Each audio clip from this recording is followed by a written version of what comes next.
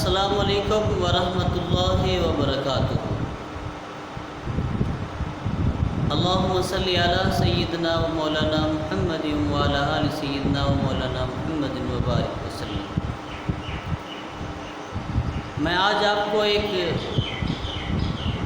علم کی بات ہے جو بتا رہا ہوں، انوکھی بات ہے، چیونٹی کی عقل مندی۔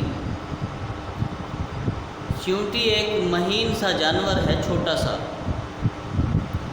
مگر اس کے اندر عقل مندی اللہ تبارک و تعالی نے کیسے رکھی کہ وہ اپنے لیے اپنی خوراک کو ذخیرہ اندوزی کرتی ہے۔ ایک دانے، دو دانے یا تین دانے اپنی وہ بل میں لے جاتی ہے اور ان کی حفاظت کرنا جانتی ہے۔ جب وہ دانے اندر لے جاتی ہے، یا خواہ بارش کے موسم میں یا زمین کے اندر یا سیم کی وجہ سے جب دانوں کو پانی کا اثر پہنچتا ہے کہ نمی آتی ہے دانوں میں، تو وہ دانوں کے دو ٹکڑے کر لیتی ہے۔ پھر جب دو ٹکڑے دانہ ہو جاتا ہے تو پھر وہ انگوری نہیں بنتا۔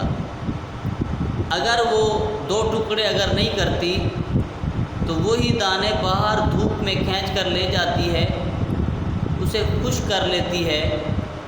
زراعت کا قانون ہے کہ جو دانے کو پانی کا اثر پہنچے، نمی کا اثر، تو وہ دانہ پھوٹ جاتا ہے، انگوری بن جاتا ہے۔ تو وہ اپنے دانوں کی حفاظت کرنا کیسے جانتی ہے، اور اس کے اندر کتنی عقل مندی ہے کہ وہ اپنے ذخیرہ اندوزی جو کرتی ہے اس کا حفاظت کرنا بھی وہ جانتی ہے۔ کہا کہ یہ بھی زراعت کا قانون ہے، جن دانوں پر دھوپ پڑتی ہے وہ پھوٹتے نہیں۔ اور جب زراعت کا قانون ہے کہ جب زمین میں دانہ ڈالا جائے تو اسے چھپایا جائے۔ جیسے چھپاؤ گے تو زمین کے اندر پانی، نمی جو ہوتی ہے پانی کی، وہ دانے تک پہنچتی ہے تو دانہ جو ہے انگوری بن کے پھوٹ جاتا ہے۔ مگر ایک آپ کو اہم بات بتانے لگا ہوں، وہ یہ ہے کہ حضرت سلیمان علیہ السلام کو اللہ تبارک و تعالی نے تمام جانوروں کی بولیاں جو تھی وہ سکھائی تھی، ان کا علم اللہ نے انہیں عطا فرمایا تھا۔ کہ حضرت سلیمان علیہ السلام کا لشکر جب آ رہا تھا 3 میل دور تھا، مگر ایک ان کی سردار چونٹی جو تھی جسے ملکہ کہا جاتا تھا، اس ملکہ چونٹی نے ان دوسری چونٹیوں سے کہا کہ سلیمان علیہ السلام کا لشکر آ رہا ہے، اپنے اپنے بلوں میں داخل ہو جاؤ، کہیں تمہیں روند نہ ڈالے۔ ماہر طیوریات کہتے ہیں کہ اس مہین سے جانور کے منہ کے آگے 2 باریک سے ریشے ہوتے ہیں۔ وہ ریشے جب آپس میں چیونٹی رگڑتی ہے تو اس سے جو آواز پیدا ہوتی ہے وہی اس کی آواز ہوتی ہے، اور دوسری چونٹیاں اس کی آواز کو سن لیتی ہیں۔ اگر آپ بڑے سے بڑے میک استعمال کریں یا خوردبینیں استعمال کریں تو آپ کو وہ آواز نہ سمجھ میں آئے گی، اور نہ وہ باریک ریشے جب رگڑ رہی ہوتی ہے نہ آپ دیکھ سکتے ہو، اتنے باریک ہوتے ہیں مہین سے۔ مگر حضرت سلیمان علیہ السلام کی شان تو دیکھو کہ 3 میل دور اس چونٹی کی بات کو سن لیا، اور قرآن کہتا ہے فَتَبَسَّمَ ضَاحِكًا مِّن قَوْلِهَا، جب اس کی بات کو سنا چونٹی کو تو مسکرا رہے تھے۔ آپ اندازہ فرما سکتے ہیں، قرآن کہتا ہے 3 میل دور چونٹی کی آواز سن کر حضرت سلیمان علیہ السلام مسکرا رہے تھے، انہوں نے سن بھی لی تھی اور اس بات کو سمجھ بھی لیا تھا۔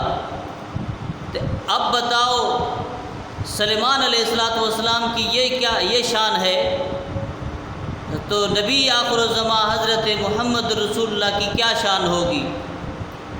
یہ تو عالم ہے خدمت گاروں کا، سرکار کا عالم کیا ہوگا؟ ہر کوئی ہے فدا بن دیکھے، انوار کا عالم کیا ہوگا؟ کہ نبی کریم صلی اللہ علیہ وسلم کو تمام نبیوں کا سردار بنایا گیا، تو یہ تو حضرت سلیمان علیہ السلام کی شان ہے کہ 3 میل دور ایک مہین سی چونٹی کی آواز کو سن لیتے ہیں اور تبسم فرماتے ہیں، سمجھ بھی لیتے ہیں۔ مگر اس نبی کے بارے میں کیا خیال ہے آپ کا؟ ان کی سماعت کا کیا عالم ہوگا؟ یہ نہ سمجھو کہ گنبد خضرا دور ہے، وہ محیط عالم ہے کہ پورا عالم گنبد خضرا سے ان کی نظر سے چل رہا ہے۔ نبی کریم صلی اللہ علیہ وسلم نے فرمایا جو محبت سے درود پڑھتا ہے میں اس کا درود اپنے کانوں سے سنتا ہوں۔ اب بتاؤ جہاں کہاں بھی ہو امتی اگر درود پڑھے حضور مدینے میں سنتے ہیں تو ان کی سماعت کے بارے میں کیا کہو گے؟ اللہ تبارک و تعالیٰ نے اپنے نبیوں کو ایسی سماعتیں، ایسی نظر، ایسی بصارت، ایسی سمجھ عطا فرمائی ہے جو عام لوگوں میں اللہ نے نہیں عطا فرمائی۔ تو اللہ تبارک و تعالیٰ سے دعا ہے ہمیں حضور نبی کریم صلی اللہ علیہ وسلم کے اوپر درود پڑھنے کی توفیق عطا فرمائے، ہم سچے دل سے ان کے ساتھ رابطہ رکھیں، اور وہی رابطہ ہمیں دنیا میں بھی اور آخرت میں بھی کامیابی اور کامرانی دلانے والا ہے۔ دعا ہے اللہ تبارک و تعالیٰ ہم سب کو ان باتوں کے اوپر سن کر توجہ کرنی چاہیے، فکر کرنی چاہیے کہ ہمیں ان سے کیا سبق حاصل ہوتا ہے کہ اللہ نے ایک چونٹی کو اتنی عقل عطا فرمائی۔ انسان کی تو شان ہی اور ہے کہ اللہ نے اشرف المخلوقات بنایا اور انہیں اسے لقد کرمنا بنی آدم کا تاج پہنایا۔ یہ شان ہے انسان کی جو اللہ نے عطا فرمائی ہے۔ اللہ تبارک و تعالی میرے الفاظ قبول فرمائے، آمین ثم آمین۔